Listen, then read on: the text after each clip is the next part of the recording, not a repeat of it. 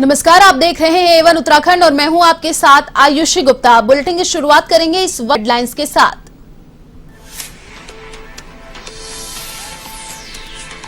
CM Pushkar Singh Dhami का बागेश्वर दौरा, कांडा महोत्सव का किया शुभारंभ तो कपकोट में करोड़ों रुपए के विकास योजनाओं का किया लोकार्पण और शिलान्यास।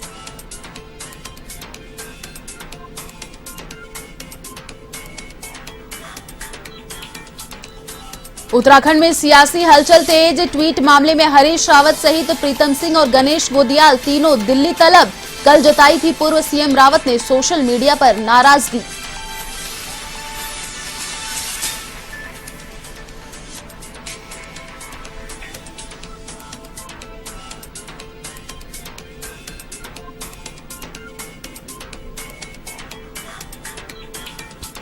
उत्तराखंड की राजनीति में रावत के ट्वीट पर सियासी तूफान, भाजपा ने ली चुटकी। भाजपा अध्यक्ष कौशिक बोले, उत्तराखंड में भी पैदा हो सकता है कोई कैप्टन, कांग्रेस में कोई किसी की नहीं सुनता।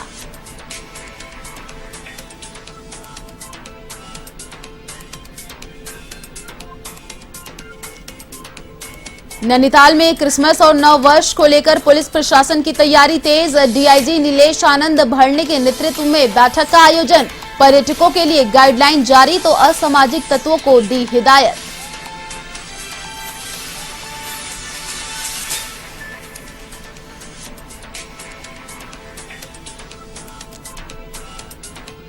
उत्तराखंड में ओमिक्रॉन का बढ़ा खतरा, देहरादून में पहला मामला आया सामने। 8 तारीख को स्कॉटलैंड से लौटी थी युवती, माता पिता के सैंपल भी भेजे जांच के लिए।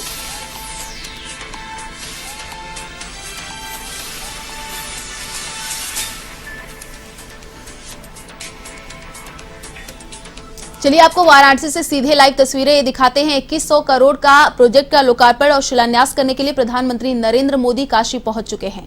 है कि 6-7 वर्ष पहले की तुलना में देश में दूध उत्पादन लगभग 45% बढ़ा है, यानी करीब करीब 1.5 गुना हुआ है। आज भारत दुनिया का लगभग 22% दूध उत्पादन करता है, करीब करीब 1/4। मुझे खुशी है कि यूपी आज देश का सबसे अधिक दूध उत्पादक राज्य तो है ही, डेयरी सेक्टर के विस्तार में भी बहुत आगे है। भाई और बहनों, मेरा अटूट विश्वास है कि देश का डेयरी सेक्टर, पशुपालन, श्वेत क्रांति में नई ऊर्जा किसानों की स्थिति को बदलने में बहुत बड़ी भूमिका निभा सकती है। इस विश्वास के कई कारण भी है। पहला ये कि पशुपालन, देश के छोटे किसान जिनकी संख्या 10 करोड़ से भी अधिक है, उनकी अतिरिक्त आय का बहुत बड़ा साधन बन सकता है। दूसरा ये कि भारत के डेयरी प्रोडक्ट के पास विदेशों का बहुत बड़ा बाजार है, जिसमें आगे बढ़ने की बहुत सारी संभावनाएं हमारे पास है। तीसरा ये कि पशुपालन महिलाओं के आर्थिक उत्थान, उनकी उद्यमशीलता को आगे बढ़ाने का बहुत बड़ा जरिया है। और चौथा ये कि जो हमारा पशुधन है वो बायोगैस, जैविक खेती, प्राकृतिक खेती का भी बहुत बड़ा आधार है।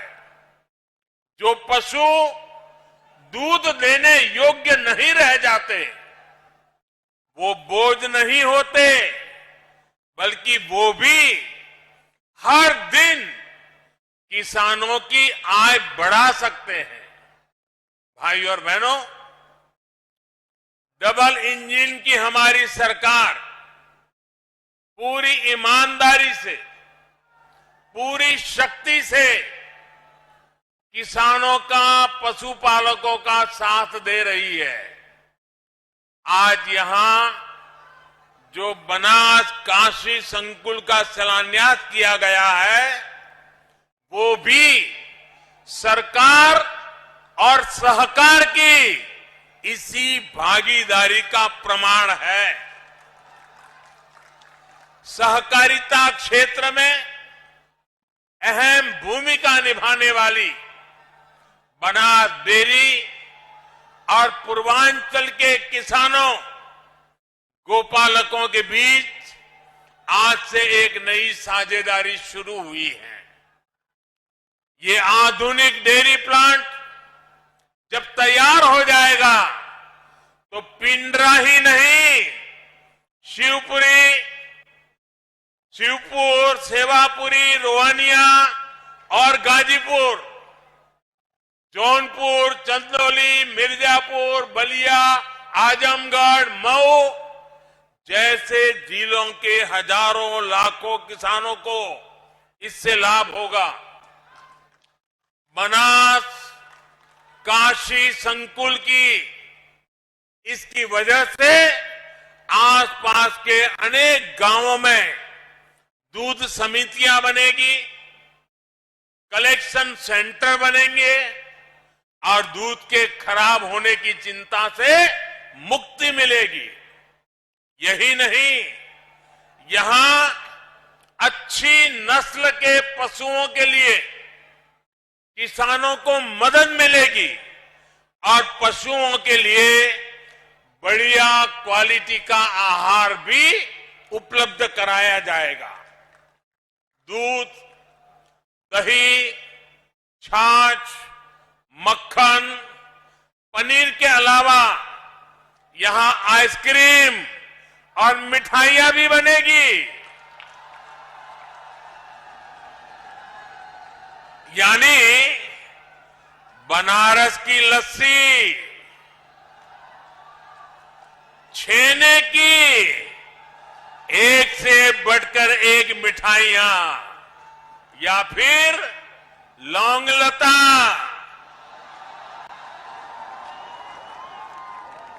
इन सब का स्वाद और बढ़ जाएगा। और वैसे अब तो मलइयों का मौसम भी आ ही गया है। एक प्रकार से बनास काशी संकुल बनारस के रस को और बढ़ा देगा। भाई और बहनों, आमतौर पर दूध की क्वालिटी की प्रामाणिकता को लेकर हमारे यहां बहुत उलझन रही है। दूध खरीदें तो कौन सा सुरक्षित है, इसकी पहचान सामान्य व्यक्ति के लिए मुश्किल होती है। प्रामाणिकता के लिए अलग अलग व्यवस्थाओं के कारण पशुपालकों, दुग्ध संघों सहित पूरे डेयरी सेक्टर को भी अनेक कठिनाइयों का सामना करना पड़ता है। अब देश भर के डेयरी सेक्टर के लिए इस चुनौती का, इसका समाधान किया गया है। आज भारतीय मानक ब्यूरो ने देश भर के लिए एकीकृत व्यवस्था जारी की है। सर्टिफिकेशन के लिए कामधेनु गाय की विशेषता वाला एकीकृत लोगो भी लॉन्च किया गया है। ये प्रमाण, ये लोगो दिखेगा तो शुद्धता की पहचान आसान होगी और भारत के दूध उत्पादकों की विश्वसनीयता भी बढ़ेगी। साथियों, आज देश की बहुत बड़ी जरूरत डेयरी सेक्टर से जुड़े पशुओं से जो अपशिष्ट निकलता है उसके सही इस्तेमाल का भी है। रामनगर के दूध प्लांट के पास बायोगैस से बिजली बनाने वाला प्लांट का निर्माण ऐसा ही एक बहुत बड़ा प्रयास है। यह अपनी तरह की ऐसी परियोजना है जिसमें डेयरी संयंत्र की सारी ऊर्जा जरूरतों को बायोगैस प्लांट से ही पूरा किया जाएगा। यानी किसान न केवल दूध से बल्कि गोबर की बिक्री से भी कमाई कर पाएंगे। आमतौर पर किसानों को गोबर की जो कीमत मिलती है उससे ज्यादा कीमत पर ये बायोगैस प्लांट किसानों से गोबर खरीदेगा। यहां जो बायो स्लरी बनेगी उसका उपयोग बायो स्लरी आधारित जैविक उर्वरकों के उत्पादनों के लिए भी किया जाएगा। जो ठोस जैविक खाद बनेगी वो रासायनिक खादों की तुलना में काफी कम कीमत पर किसानों को उपलब्ध होगी। इससे जैविक खेती, प्राकृतिक खेती का भी विकास होगा और बेसहारा पशुओं की सेवा के लिए भी प्रोत्साहन मिलेगा। साथियों, एक समय था जब भारत में नेचुरल फार्मिंग, प्राकृतिक खेती और प्राकृतिक तरीके से खेती होती थी। प्राकृतिक खेती यानी खेती में कोई बाहरी मिलावट नहीं। जो खेत से मिल रहा है, खेती में जुड़े पशुओं से मिल रहा है, वही तत्व खेती को बढ़ाने के काम में आते थे। खाद हो, कीटनाशक हो, सब कुछ प्राकृतिक तरीके से ही बनते थे, इस्तेमाल होते थे। लेकिन समय के साथ प्राकृतिक खेती का दायरा सिमटता गया, उस पर केमिकल वाली खेती हावी होती गई। धरती मां के कायाकल्प के लिए, हमारी मिट्टी की सुरक्षा के लिए, आने वाली पीढ़ियों के भविष्य को सुरक्षित रखने के लिए अब हमें एक बार फिर प्राकृतिक खेती की तरफ मुड़ना ही होगा। यही आज समय की मांग है और इसलिए अब सरकार नेचुरल फार्मिंग को बढ़ावा देने के लिए, किसानों को जागरूक करने के लिए बहुत बड़ा अभियान भी चला रही है। और आज जब हम आजादी के 75 साल आजादी का अमृत महोत्सव मना रहे हैं, तब मैं देशवासियों से, खास करके मेरे किसान भाइयों बहनों से, विशेषकर मेरे छोटे किसानों को आज किसान दिवस पर आग्रह करूंगा कि आप प्राकृतिक खेती की तरफ आगे बढ़ें। प्राकृतिक खेती खर्च भी कम होता है, उत्पाद भी बढ़ता है। ये खेती का सबसे सस्ता तरीका है, सबसे सुरक्षित तरीका है और आज के विश्व में प्राकृतिक खेती से पैदा हुई फसलों की कीमत भी बहुत ज्यादा है। ये हमारे कृषि सेक्टर को आत्मनिर्भर बनाने की दिशा में भी बड़ा कदम है। मैं देश के स्टार्टअप सेक्टर को भी, नौजवानों को भी कहूंगा कि नेचुरल फार्मिंग के आपके लिए अनेक नई संभावनाएं हैं। हमारे नौजवानों को, युवाओं को इसका पूरा लाभ उठाना चाहिए। अभी यहां मंच पर आने से पहले मुझे ऐसे कई युवा से मिलने का मौका मिला। सरकारी योजनाओं से जुड़ने से कितने बड़े साहसपूर्ण काम उन्होंने किए हैं, कितना बड़ा बदलाव उनके जीवन में आया है। मैं उसे सुनकर के बहुत ही आनंदित हुआ। योजनाओं के प्रति मेरा विश्वास और मजबूत हो गया। भाइयों और बहनों, गांवों को, किसानों को आत्मनिर्भर बनाने, उनको अवैध कब्जे से चिंता मुक्त करने में स्वामित्व योजना की भी बहुत बड़ी भूमिका है। मुझे संतोष है कि योगी जी के नेतृत्व में यूपी इसमें भी अग्रणी है। यूपी के सभी 75 जिलों में 23 लाख से अधिक घरौनी तैयार हो चुके हैं। इनमें से करीब 21 लाख परिवारों को आज ये दस्तावेज दिए गए हैं।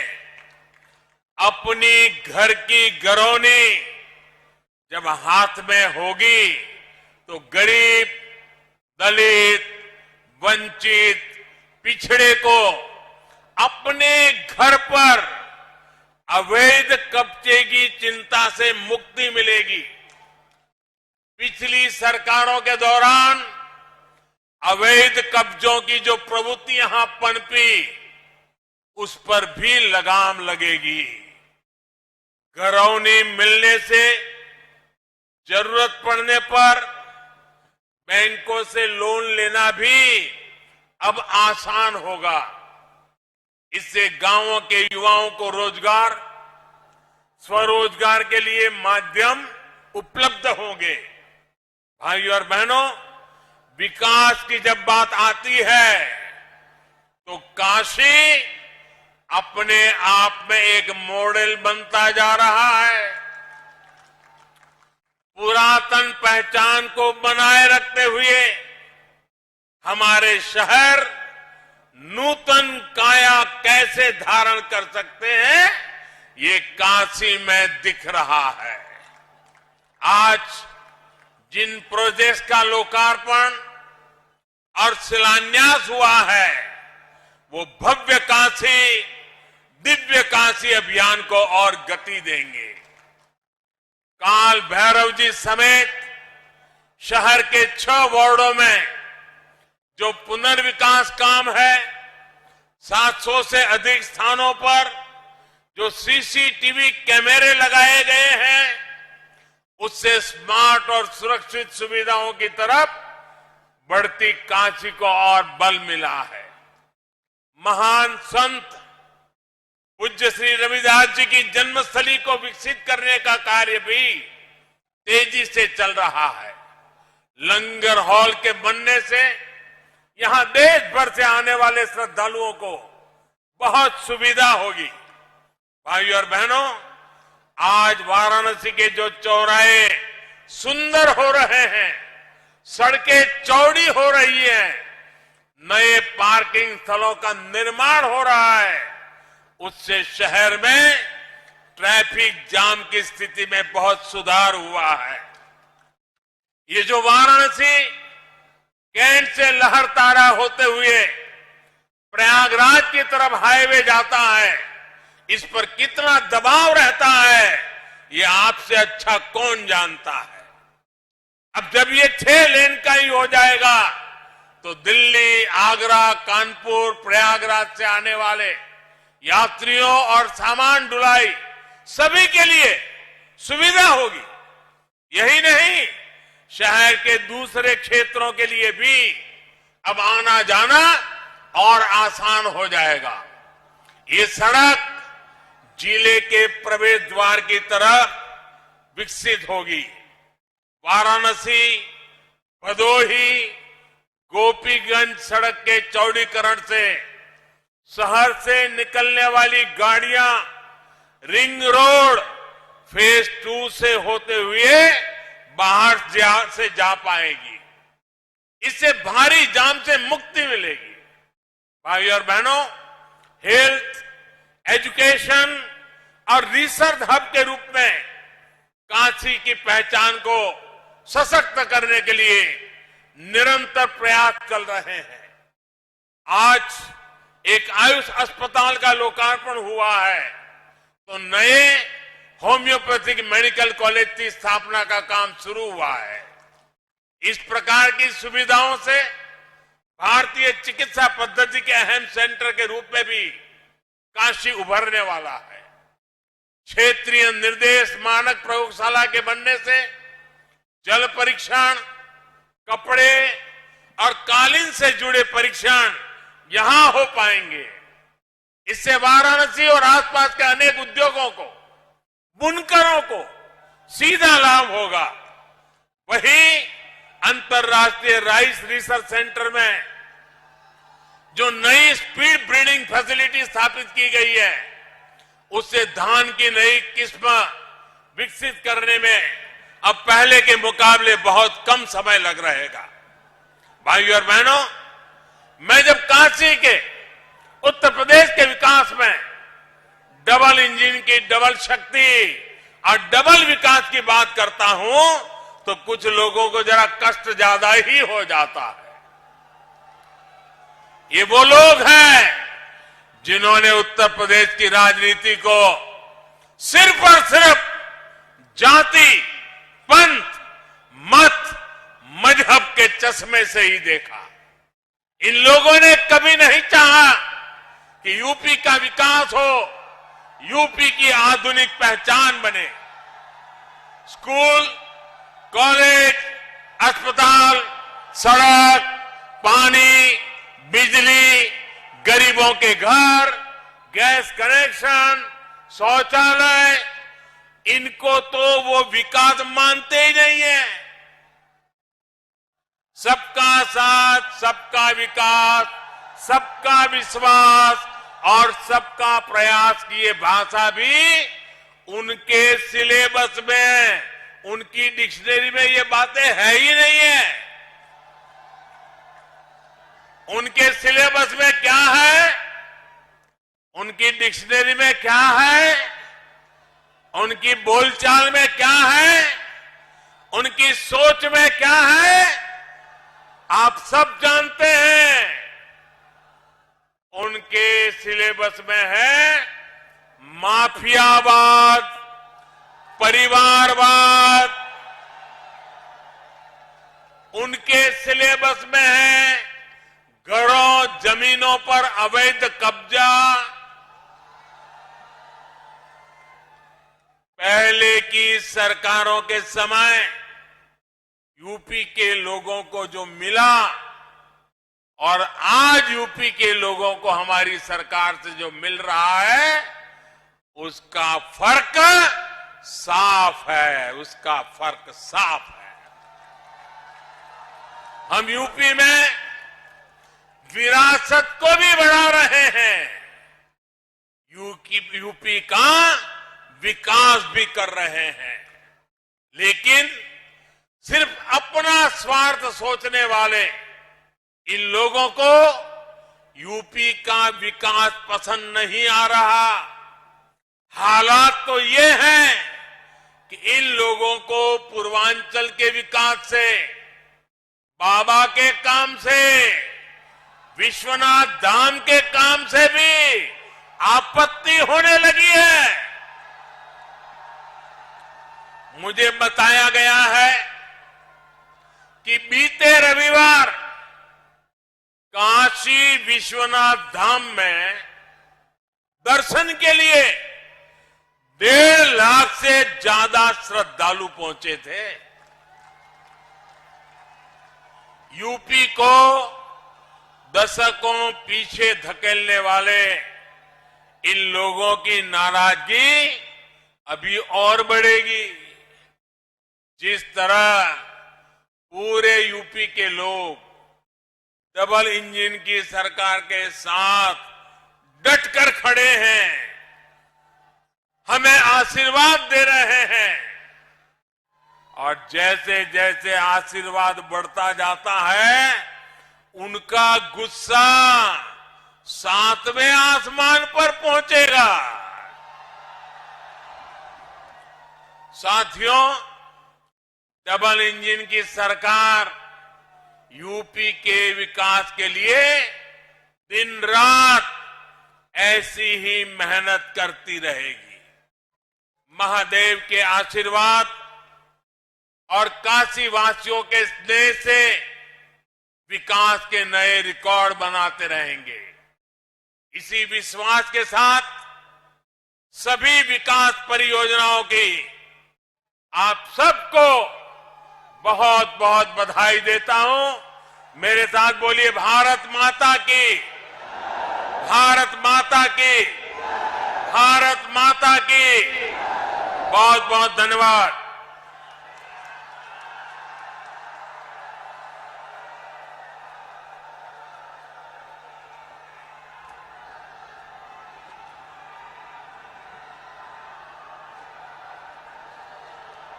माननीय प्रधानमंत्री जी, आपके प्रोत्साहनपूर्ण शब्दों के लिए आपका बहुत बहुत धन्यवाद।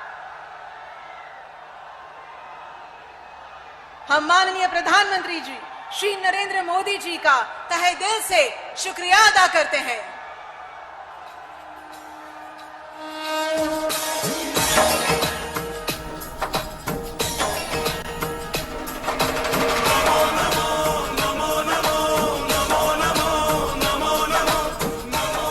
मुख्यमंत्री पुष्कर सिंह धामी बागेश्वर जिले के दौरे पर रहे, जहां उन्होंने कांडा महोत्सव का शुभारंभ किया। इस दौरान उन्होंने कहा कि महोत्सव एकजुटता का प्रतीक है।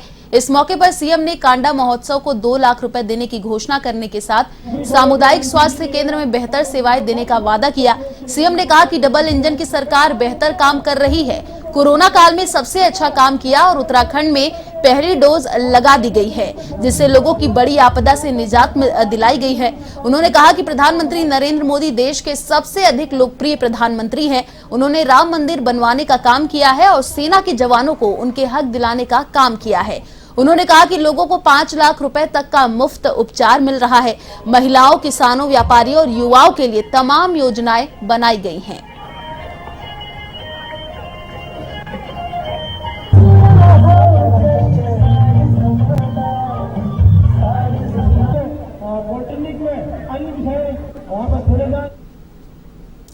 पूर्व मुख्यमंत्री हरीश रावत के तल्ख तेवरों के बाद कांग्रेस हाईकमान ने उत्तराखंड के सभी वरिष्ठ नेताओं को दिल्ली तलब किया है। कांग्रेस प्रदेश चुनाव अभियान समिति के अध्यक्ष हरीश रावत, प्रदेश अध्यक्ष गणेश गोदियाल, नेता प्रतिपक्ष प्रीतम सिंह दिल्ली पहुंचेंगे।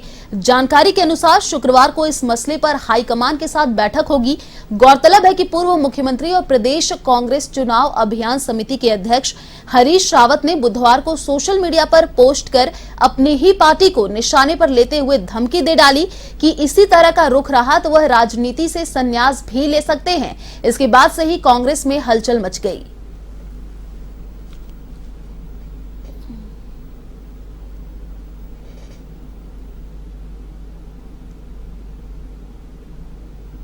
स्पष्ट है कि उत्तराखंड में हरीश रावत जी का विकल्प कोई नहीं है और सबसे लोकप्रिय नेता, राज्य निर्माण में उनका योगदान है, कांग्रेस को सत्ता में वापसी का उनका योगदान है और सबसे बड़ी बात कि कांग्रेस के हर कार्यकर्ता से सीधा उनका संवाद हमेशा रहा है और आज भी है। और मैं समझता हूँ उत्तराखंड की चाहत हरीश रावत है, परंतु कुछ दिनों से ऐसा लग रहा है कि कोई ताकत भाजपा के इशारे पर खेल रही है और उत्तराखंड के कांग्रेस के कार्यकर्ताओं की भावनाओं के साथ खिलवाड़ करते हुए कहीं ना कहीं कांग्रेस के जो आम कार्यकर्ता। उत्तराखंड के पूर्व मुख्यमंत्री हरीश रावत के ट्वीट पर मचे सियासी तूफान के बीच प्रदेश में सत्तारूढ़ भाजपा को कांग्रेस की गुटबाजी पर तंज करने का बहाना मिल गया।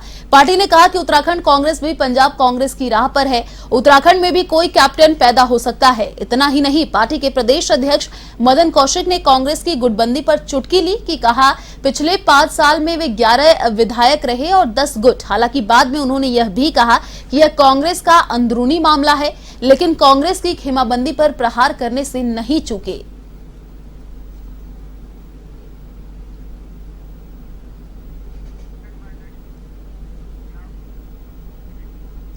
सल्ट विधानसभा विधायक महेश जीना ने राजकीय औद्योगिक प्रशिक्षण संस्थान सदर कोयराला का निरीक्षण किया। इस दौरान जीना ने संस्थान को जल्द खोलने के निर्देश दिए और विधायक जीना ने हर संभव मदद का आश्वासन दिया। विधायक महेश जीना ने कहा कि जल्द ही आईटीआई संस्थान में और ट्रेंड शुरू की जाएगी। वहीं क्षेत्र में आईटीआई खुलने पर ग्रामीणों ने जीना का आभार व्यक्त किया और फूल माला पहनाकर स्वागत किया। इस दौरान विपिन चंद्र तिवारी समेत 29 लोगों ने भाजपा की सदस्यता ग्रहण की।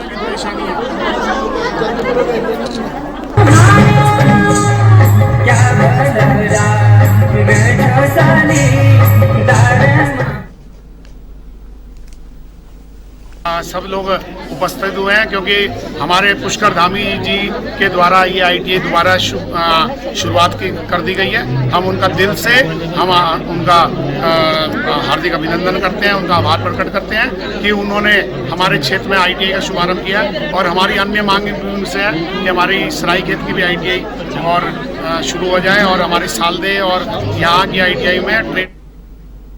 किच्छा विधानसभा क्षेत्र के नगला पंतनगर नगरपालिका की अधिसूचना जारी कराकर देहरादून से पंतनगर पहुंचे विधायक राजेश शुक्ला का स्वागत किया गया। इस दौरान विधायक राजेश शुक्ला ने कहा कि विधानसभा क्षेत्र में लालपुर नगला नगर का रूप ले चुका है, जिसको नगर पंचायत पालिका बनाने की मुख्यमंत्री ने घोषणा की थी, जिसकी अधिसूचना जारी होने के बाद नगला पंतनगर क्षेत्र में विकास को गति मिलेगी।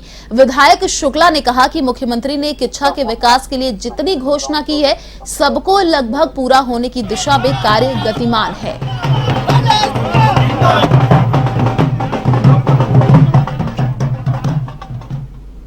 अल्मा मैटर है, यहीं से हम पढ़े हैं। यहीं बगल में टीडीसी है जो इसका हिस्सा रहेगा, वहाँ से हम लोगों का जुड़ाव एक किसान के रूप में भी रहा है। पंतनगर नगर पालिका बनकर त्रिस्तरीय पंचायत के लाभ से जो वंचित था वो लाभ से मिले, ये हम सबके विलासत है। और नगर पालिका ना होने से नाना प्रकार की कठिनाइयाँ थी। इवन मृत्यु और जन्म तक का रजिस्ट्रेशन सामान्य चीज़ ही नहीं हो पा रही। राशन कार्ड तक बनाने के लिए विधायक को साइन करने पड़ते थे हर आवेदन पर, क्योंकि यहाँ कोई ना ग्राम सभा थी ना नगर पालिका थी। और जितना विकास का एक त्रिस्तरीय पंचायत के माध्यम से धन आता उस आगामी विधानसभा चुनाव नजदीक आते ही सभी राजनीतिक दल सक्रिय नजर आ रहे हैं। वहीं अल्मोड़ा जिले के सल्ट विधानसभा में भाजपा नेता गिरीश कोटनाला ने लोगों से जनसंपर्क किया और सल्ट विधानसभा से अपनी दावेदारी पेश की। इस दौरान कोटनाला ने भोंडांडा गांधी चौक में एक बैठक आयोजित की, जिसमें ग्रामीणों को केंद्र व राज्य सरकार की योजनाओं की जानकारी दी गई।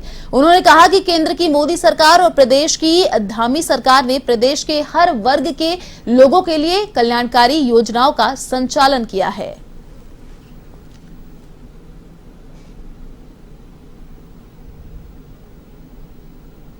शुरू कर दिया है।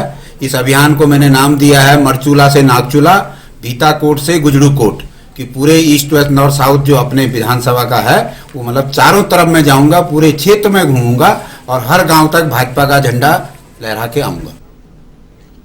विधानसभा चुनाव 2022 में मिशन फतेह को लेकर समाजवादी पार्टी भी अग्रसर है। काशीपुर में एक चुनावी सभा कर सपा के नेताओं ने बीजेपी और कांग्रेस पर जोरदार हमला बोला और लोगों से सपा को मजबूत करने का आह्वान किया। इस दौरान पार्टी की राष्ट्रीय प्रवक्ता नाहिद लारी ने कहा कि समाजवादी विचारधारा पर जब से यह मनुवादी विचारधारा लाई गई है, तब से देश लगातार गर्त की ओर जा रहा है। उन्होंने कहा कि यदि देश और प्रदेश को बचाना है तो फिर से समाजवाद को देश में लाना होगा।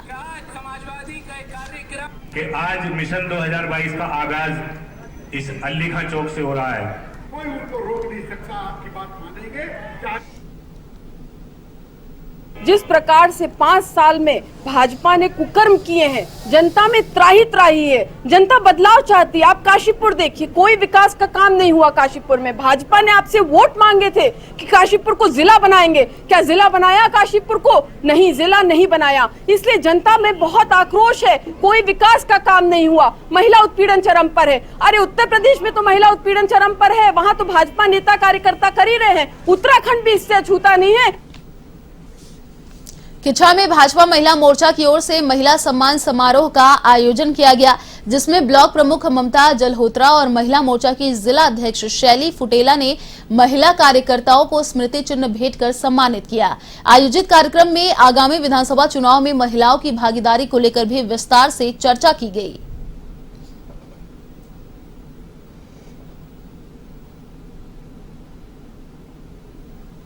भारतीय जनता पार्टी में महिलाओं को हमेशा सम्मान मिला है और मिलता रहेगा।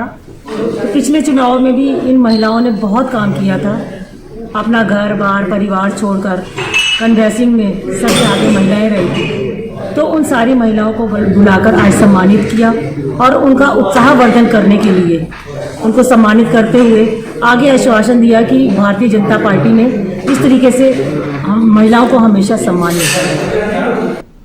सभा की जितनी हमारी मातृशक्ति है, हमारी महिला कार्यकर्ता हैं, उनको आज रुद्रपुर ब्लॉक प्रमुख श्रीमती ममता जलोत्रा जी द्वारा आज सम्मानित किया गया और आने वाले चुनाव के लिए रणनीति बनाई गई।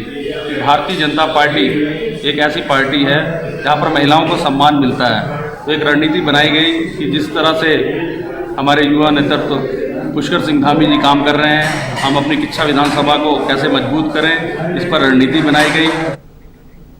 चलिए रुकते एक छोटे से ब्रेक के लिए, तुरंत हाजिर होंगे। आप देखते रहिए A1 टीवी। लालकुआ में कांग्रेस एससी विभाग की नई कार्यकारिणी की घोषणा की गई। जिला अध्यक्ष इंद्रपाल आर्य ने कांग्रेस प्रदेश अध्यक्ष के निर्देश पर विधानसभा क्षेत्र में नई कार्यकारिणी की घोषणा की और आगामी 2022 में होने वाले विधानसभा चुनाव को लेकर कार्यकर्ताओं को बूथ स्तर तक जाकर पार्टी को मजबूत करने की अपील की।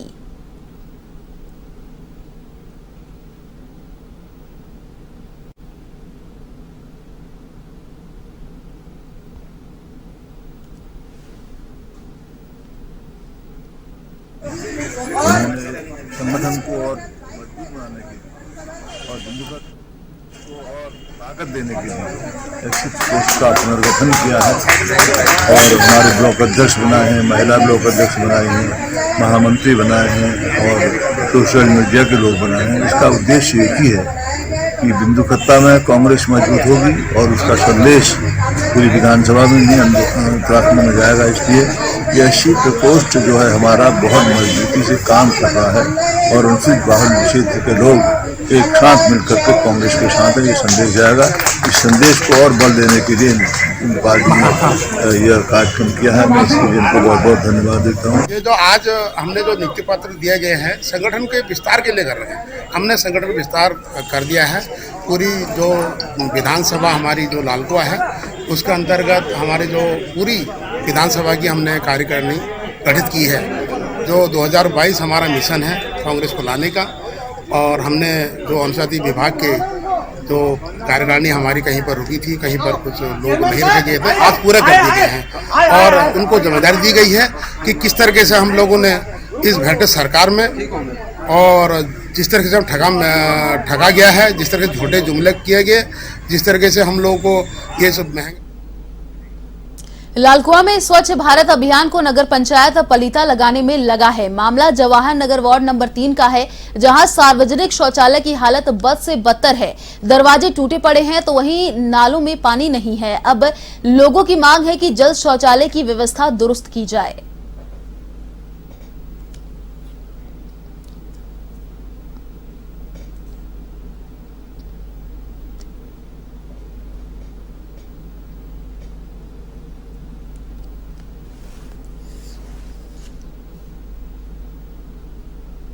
हल्कों है सर, और ये वार्ड नंबर 3 की यही समस्या है कि ये मतलब टॉयलेट बाथरूम जो हैं काफ़ी समय से मतलब ये बेकार हैं, इनके दरवाजे और सब टूटे हुए हैं और मतलब ये है कि यहाँ देखने आते हैं लोग, लेकिन मतलब कोई इस तरह की कोई सुनवाई नहीं होती है और हमारे लिए इससे बहुत समस्या है क्योंकि मतलब आम जनता के लिए भी है। लोग निकलते हैं यहाँ से और देखते हैं कि यहाँ टॉयलेट बाथरूम है और जाना पड़ता है तो ना उसके अंदर पानी है ना ही, और इस समय सारे इतने ज़्यादा गंदे पड़े हैं इससे क्योंकि बीमारी और भी समस्याएं। खुले में अगर जाते हैं तो मतलब यह है कि जंगल वगैरह में जाते हैं तो वहाँ मतलब जाने के लिए रोक लगी हुई है कि वहाँ नहीं जा सकते हैं। इसलिए आप प्लीज़ हमारी समस्या को समझिए और इस बात पर आप गौर करिए।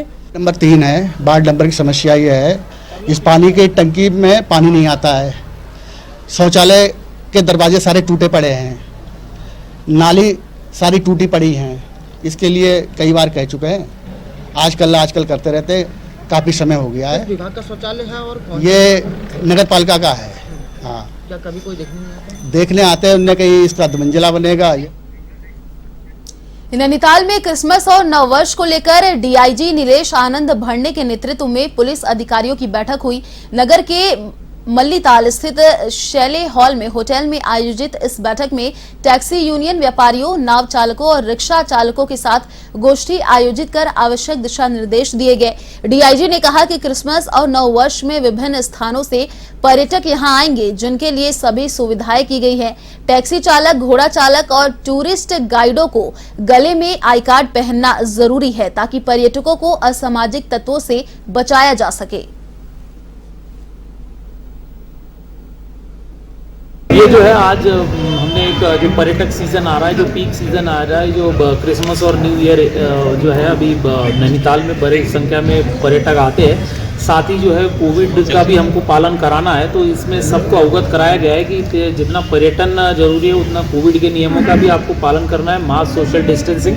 तो पुलिस भी इसमें फॉलो कराएगी और जनता, जो होटल वाले, एसोसिएशन वाले और टैक्सी वाले, उनको भी अवगत कराया गया है कोविड के नियमों के बारे में। और जो हमारा ट्रैफिक पूरा प्लान रहेगा, तो वो कैसा रहेगा जो है वो क्रिसमस में और न्यू ईयर में, इसमें पूरे जो सारे होटल्स, टैक्सी, सबको जो है ये इनको अवगत। उत्तराखंड में भी ओमिक्रॉन पहुंच गया है। आपको बता दें, स्कॉटलैंड से देहरादून लौटी 23 वर्षीय युवती के सैंपल की जीनोम सीक्वेंसिंग में ओमिक्रॉन वेरिएंट की पुष्टि हुई है। स्वास्थ्य विभाग ने युवती के माता पिता का सैंपल भी जांच के लिए भेज दिया है। देहरादून स्थित कामली रोड निवासी 23 वर्षीय युवती 8 दिसंबर को स्कॉटलैंड से भारत आई थी। इंदिरा गांधी एयरपोर्ट पर युवती की आरटीपीसीआर सैंपल जांच की गई थी, जिसकी रिपोर्ट नेगेटिव आई थी। इसके बाद युवती उसी दिन कार से अपने माता पिता के साथ देहरादून पहुंची। मुख्य चिकित्सा अधिकारी कार्यालय देहरादून की समेकित रोग निगरानी प्रोजेक्ट यूनिट के आग्रह पर 11 दिसंबर को युवती ने एसआरएल लैब के प्रतिनिधि को अपने घर बुलाकर कोविड जांच के लिए सैंपल दिया और 12 दिसंबर को युवती का कोविड सैंपल पॉजिटिव पाया गया है।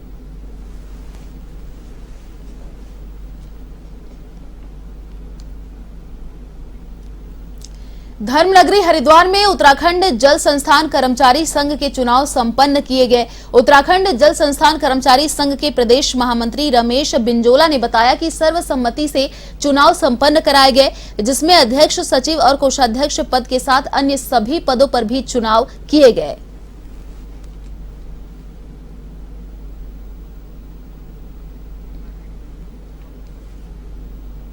काशीपुर के गंगे बाबा रोड स्थित एक गोदाम में चौकीदार ने संदिग्ध परिस्थितियों में रश्मि का फंदा बनाकर आत्महत्या कर ली।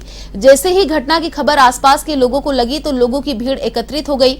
सूचना पाकर मौके पर पहुंची पुलिस ने शव को फंदे से उतारकर पंचनामा के लिए भेज दिया। वहीं घटना के बाद परिवार में कोहराम मच गया।